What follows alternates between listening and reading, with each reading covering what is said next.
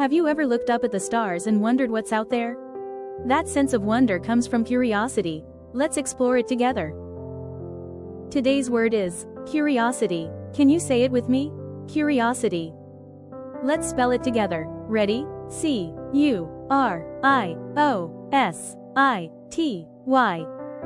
That spells curiosity. Curiosity means a strong desire to know or learn something. Here are some words that mean the same as curiosity. Say them with me. Inquisitiveness, like asking lots of questions to discover new things. Interest, like wanting to know how something works.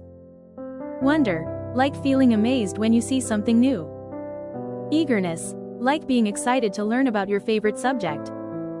Inquiry, like investigating to find answers. Each one shows how curiosity helps us explore and understand the world. Now let's look at the opposites of curiosity. Indifference, like not caring about what's going on. Apathy, like feeling bored instead of excited. Disinterest, like tuning out when something new is being taught. Disregard, like ignoring what could be important. Ignorance, like choosing not to learn or ask questions. That's what it looks like when curiosity fades away. Here's a great example. Her curiosity about space led her to read many books about rockets, planets, and black holes. Let's review. Curiosity means a strong desire to know or learn something.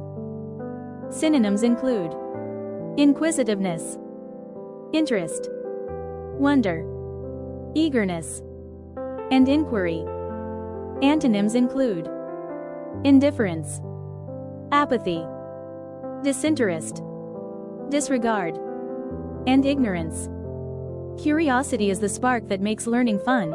Keep asking questions and exploring the world around you. Your challenge: ask one curious question today about something you want to learn more about.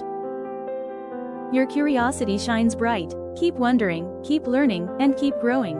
See you tomorrow for another Word Up with Sofia.